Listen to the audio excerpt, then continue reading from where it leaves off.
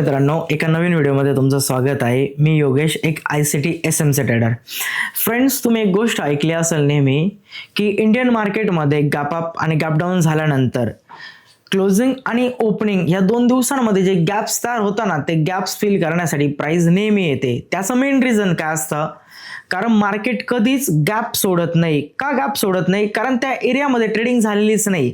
Second डेला delivery directly open होते gap up मध्ये किंवा गॅप डाऊन मध्ये, आणि तो जो एरिया सुटतो ना, त्या एरियामध्ये पूर्णपणे एक व्हॅक्यूम तयार होतो, गॅप तयार होतो म्हणजे, ठीक आहे. आणि तो जो गॅप असतो ना, तो प्राइसला नेहमी त्याच्याकडे अट्रॅक्ट करतो. आणि जेव्हा तिथे प्राइस येते, प्राइस तिथे आल्यानंतर ऑर्डर ब्लॉक टाइप मध्ये प्राइस सपोर्ट घेते, रेजिस्टन्स फेस करते आणि त्याच लेवलपासून आपल्याला मुवमेंट्स पाहायला भेटतात. तर हा जो टॉपिक आहे स्मार्ट मनी मध्ये, याला म्हटलं जातं गॅप्सच्या थिअरीला व्हॅक्यूम ब्लॉक.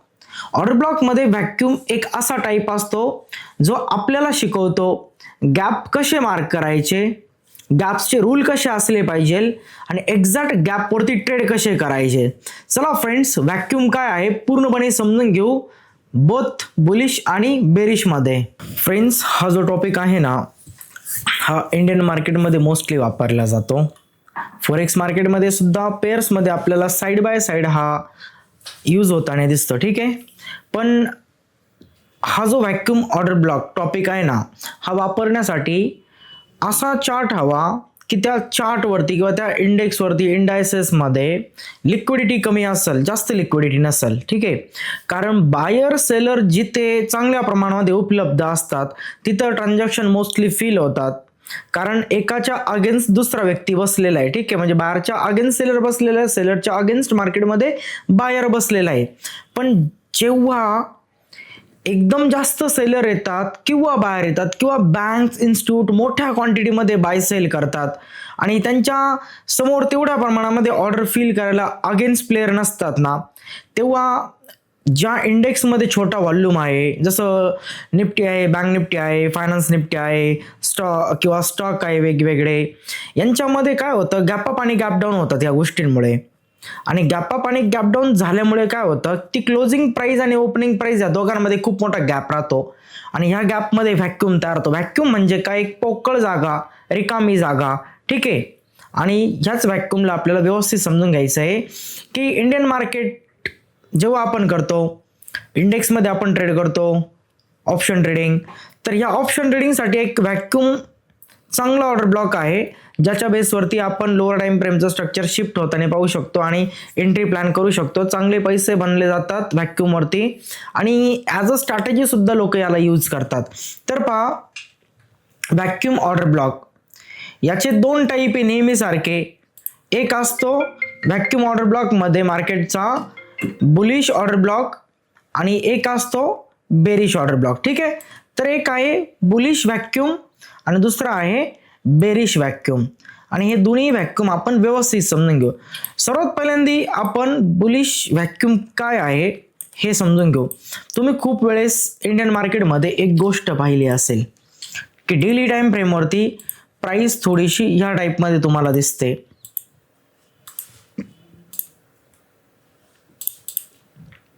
एक कॅन्डल ह्या टाईपमध्ये फॉर्म झालेली,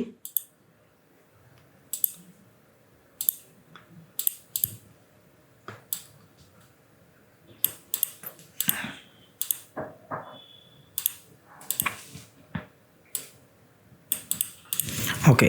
आणि सेकंड जी कॅन्डल आहे ती थोडीशी ह्या टाईपमध्ये फॉर्म झालेली.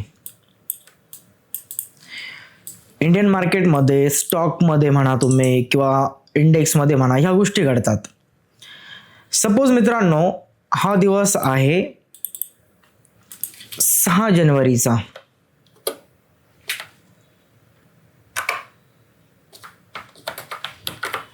ठीक आहे. हा दिवस आहे 6 जानेवारी आणि हा दिवस आहे 7 जानेवारी.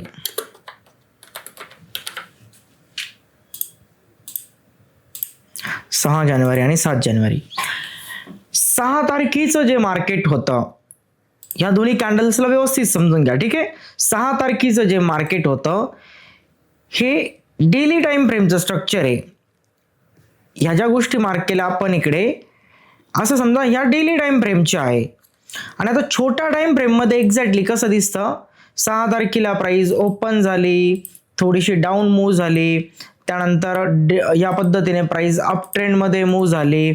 ओके, आणि प्राइस त्यानंतर काय करते, इथे होते क्लोज. ठीक आहे, व्यवस्थित पहा. इथे 6 जानेवारीचा हाय तयार झाला आणि 6 जानेवारीचा हा लोअर टाइम फ्रेमच्या स्ट्रक्चरचा हाय पॉईंट. तर हे काय आहे, 6 तारखेच्या मार्केटची डेली टाइम फ्रेमची कॅन्डल आणि ही लोअर टाइम फ्रेमची कॅन्डल. ओके, 6 तारखेला जर आपण बघितलं तर प्राइस एका लेवलवरती काय होते, ओपन होते.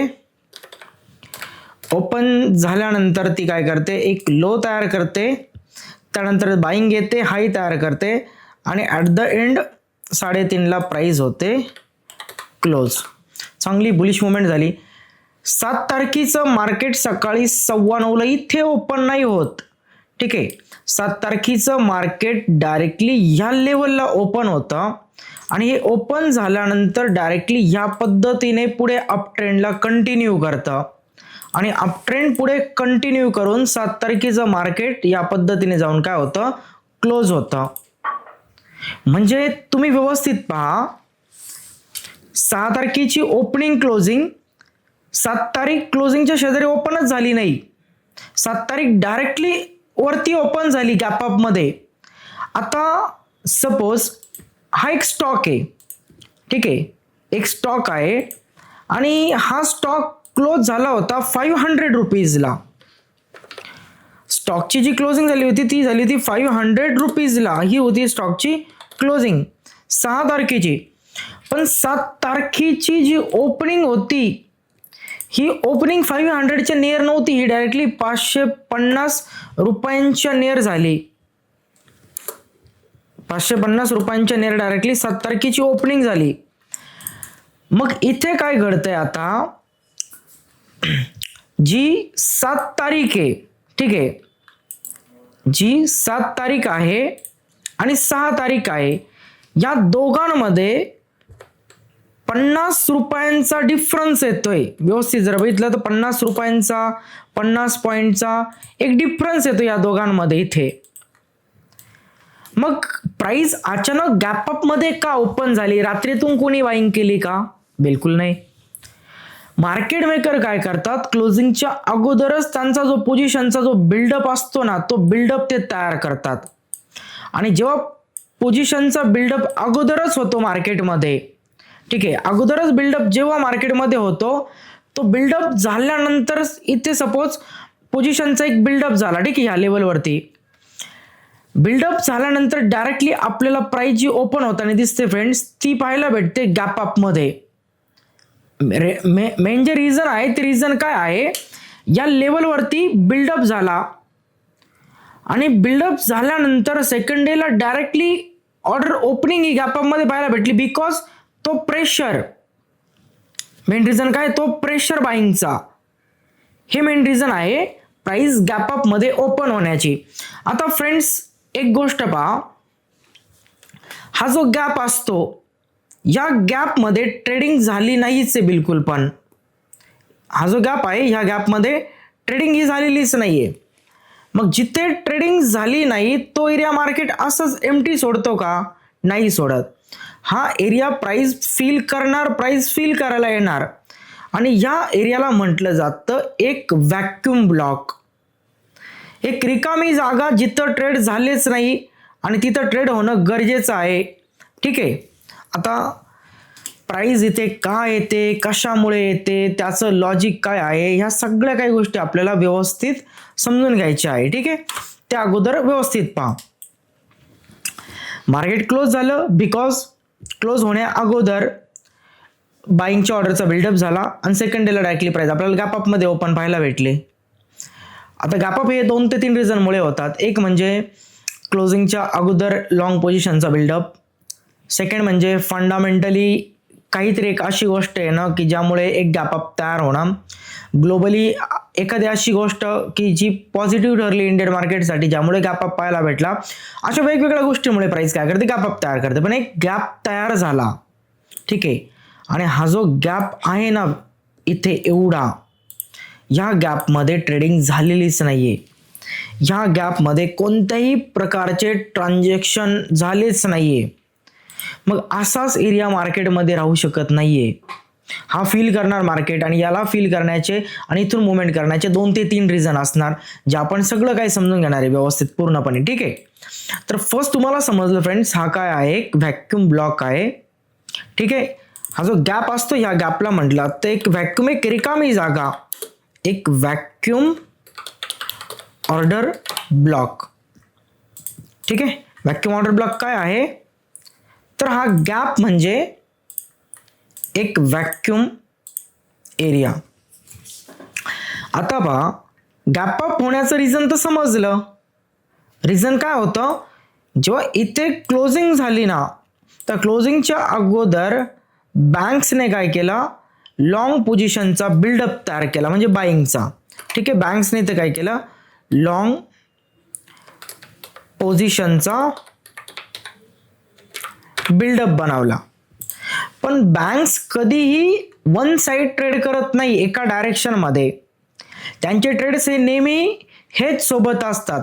लॉंग पोझिशनचा बिल्डअप करण्या अगोदर बँक्स काही क्वांटिटी या लेवल पासून सेलची पण घेऊन बसलेल्या असतात, ज्याला म्हटलं तर एक सेलचा त्यांच्याकडे असतो हेज. हे मी तुम्हाला खूप सिंपल शब्दामध्ये पण समजून सांगलो. पहिल्यांदा एका इन्स्टिट्यूशनच्या लँग्वेजमध्ये या गोष्टीला तुम्ही समजून घ्या. तर इथे एक सेलचा हेज पण असतो.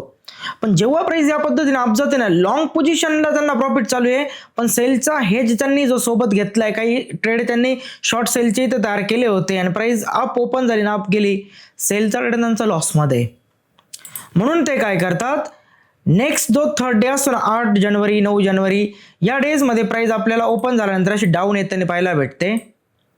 इथे आल्यानंतर व्हॅक्यूममध्ये सेलचे ट्रेड जागेवरती एक्झिट होतात, आणि सेलचे ट्रेड जागेवरती एक्झिट झाल्यामुळे सेलर बायर बनतात, आणि प्राइस इमिडिएटली इथून अप जाते पुढे या पद्धतीने. आणि बस आपल्याला या व्हॅक्यूममध्ये काय करायचं असतं, याचा 50% एरिया मार्क करायचा असतो मित्रांनो.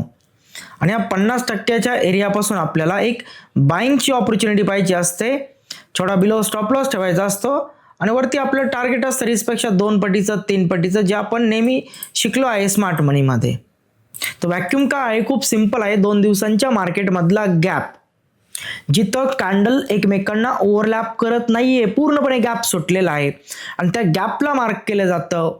आणि गॅपच्या 50%च्या, जर सपोज या पद्धतीच्या 2 कॅन्डल आहे बाईंगच्या, आपण बुलिश व्हॅक्यूम पाहत आहे. ठीक आहे, तर यामध्ये हा जो 50%ची मिडल लाईन आहे ना, इथून बाईंग पाहिली जाते. जेव्हा मार्केट इथे येईल, इथून बाईंगची ऑपॉर्च्युनिटी या पद्धतीने पाहिली जाते फ्रेंड्स. तर बुलिश व्हॅक्यूम खूप सिंपल आहे, लॉजिक पण खूप सिंपल आहे. आता सिंपल भाषेमध्ये हे लॉजिक मी तुम्हाला समजवण्याचा पूर्णपणे ट्राय करतो. ओके, खूप सिंपल वेमध्ये आपण हे इन्स्टिट्यूटचं जे काही नॉलेज आहे ना, ते समजून घेऊया फ्रेंड्स.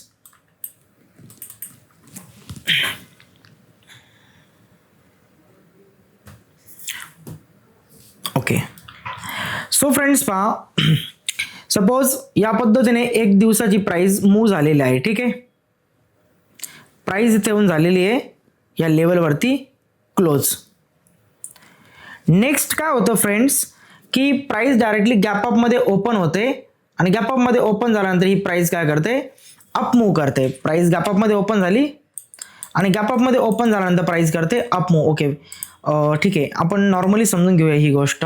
सो फ्रेंड्स, खूप सिंपल शब्दांमध्ये ही गोष्ट आपण समजून घेण्याचा ट्राय करू. ठीक आहे, सपोज मार्केटमध्ये ह्या टाईपमध्ये बाईंग झाली, त्यानंतर प्राइस इथे येऊन काय होते, क्लोज होते. ठीक आहे, प्राइस क्लोज होण्या अगोदर काही लोकांनी इथे काय केलं, बल्क क्वांटिटीमध्ये सेलच्या पोझिशन ओपन केल्या, आणि काही लोकांनी क्लोजिंगच्या टाइमला काय केलं, बल्कमध्ये बायच्या पोझिशन ओपन केल्या.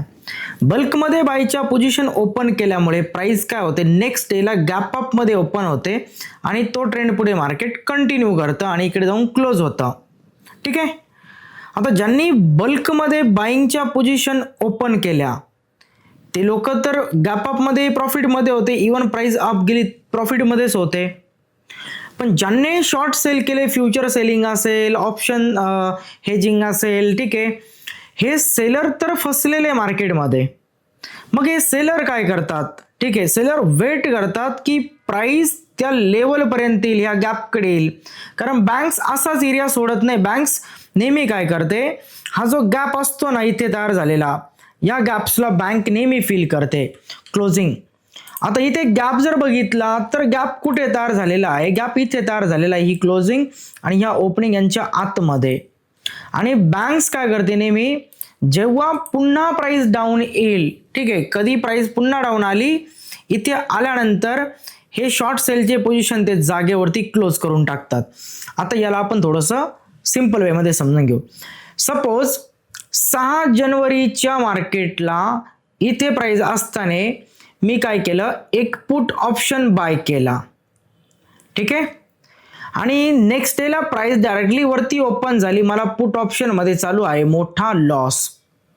मी ट्रेडला होल्ड केलं, प्राइस अप निघून गेले, मला माहित होतं वरती एक रिजेक्शन एरिया आहे, आणि या पुटला मी वरती गेल्यानंतर काय केलं, अजून क्वांटिटी सोबत ॲव्हरेज केलं, आणि वरतून प्राइस ड्रॉप झाली. या पद्धतीने वरती जो ॲव्हरेज केला त्यामध्ये मला प्रॉफिट चालू आहे, आणि जो शॉर्ट सेलची पोझिशन मी इथून बिल्ड केली ती आणि लॉस चालू होता, ती पोझिशन आता इथे कॉस्ट आली. मग अशा वेळेस मी काय करल, माझ्या ह्या पुटच्या पोझिशनला या जागेवरती काय करल, क्लोज करल.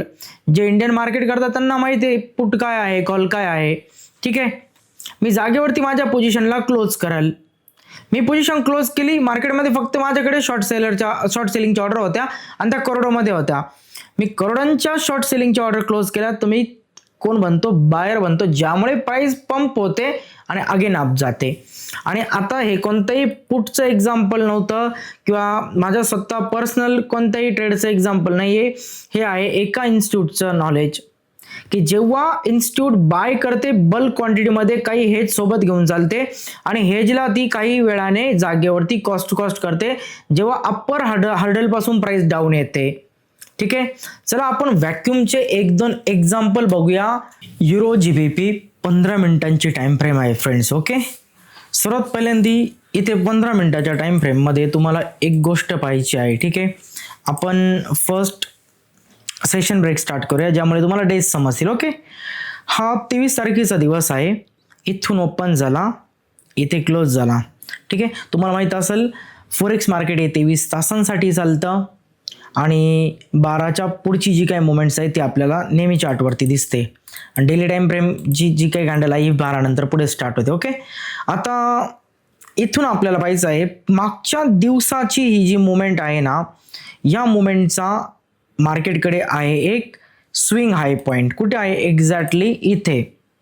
ऑलरेडी ट्रेंड कसा चालू आहे, बुलिश चालू आहे. ओके, इथे स्ट्रक्चर काय झालेलं आहे, ब्रेक ऑफ स्ट्रक्चर आहे, आणि जर आता नेक्स्ट डे ओपन होत असेल गॅप अप मध्ये आणि याला ब्रेक करत असेल, याच्या अबो प्राइस जात असेल, तर ब्रेक ऑफ स्ट्रक्चर बनल, साहजिक आहे, अप ट्रेंड पुढे कंटिन्यू होईल. आता आपण बघू की या डेची ओपनिंग कशी होते, ठीक आहे. व्यवस्थित पहा तुम्ही, प्राइस क्लोजिंग पासून वरती ओपन झाली, का घडलं हे तुम्हाला मी हे पुढे शिकवणार आहे स्मार्ट मनी मध्ये, ठीक आहे.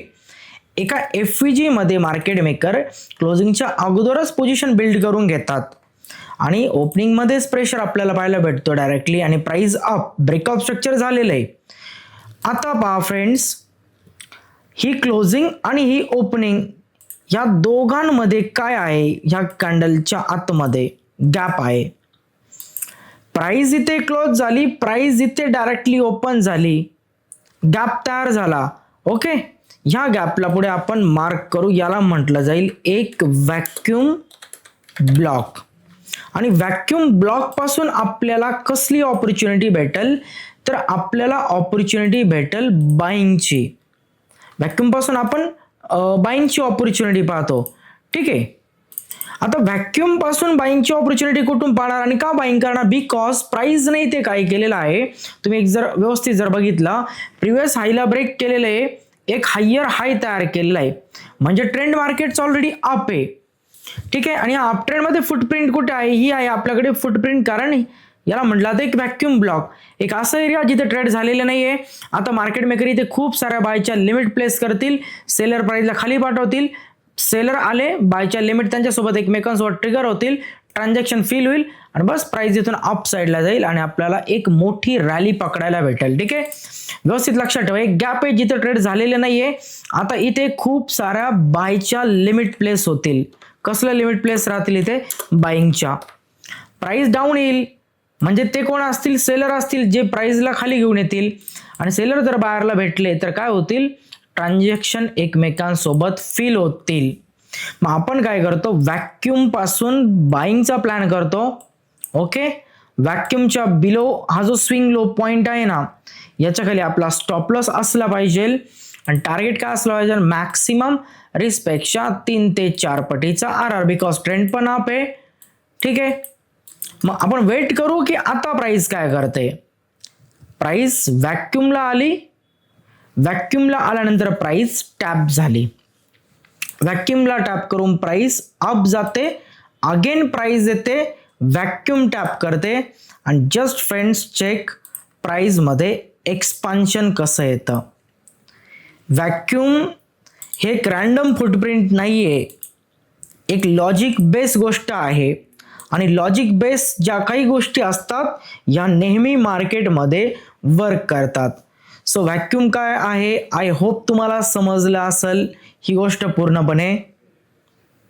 चला एक अनदर एक्झाम्पल बघूया.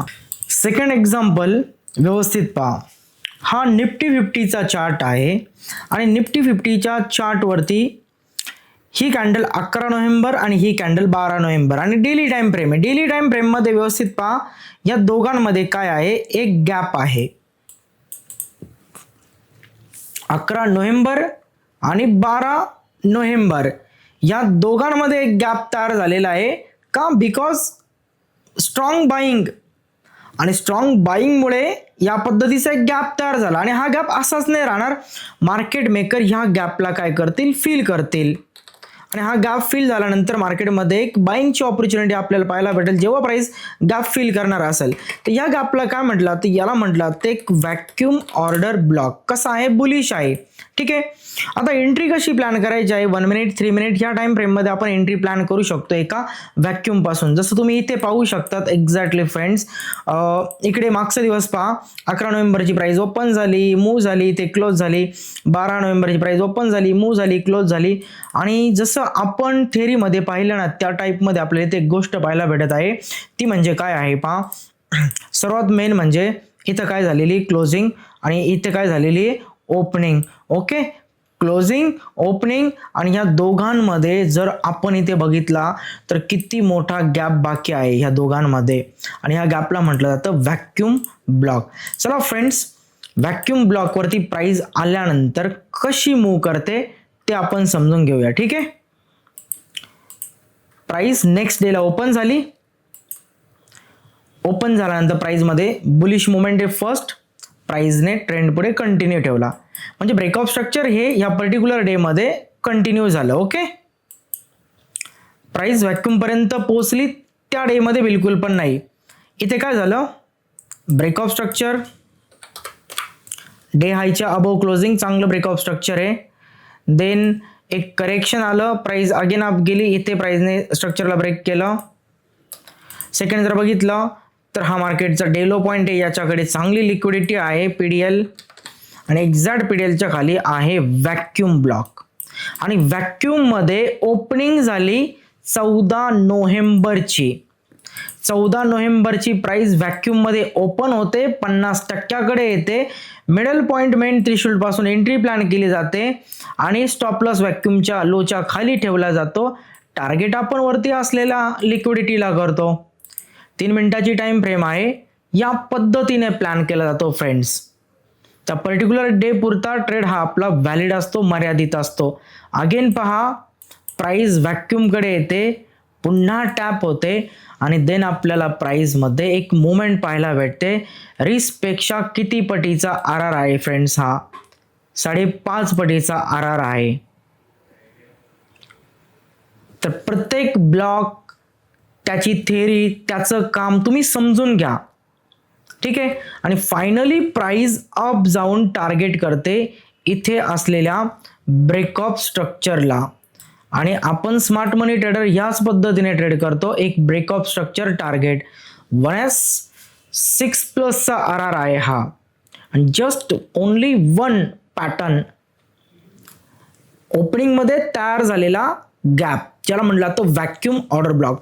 सो याची मार्किंग करा इंडियन मार्केटमध्ये, याची प्रॅक्टिस करा व्यवस्थित आणि चांगल्या पद्धतीने ह्या व्हॅक्यूम वरती ट्रेड करा.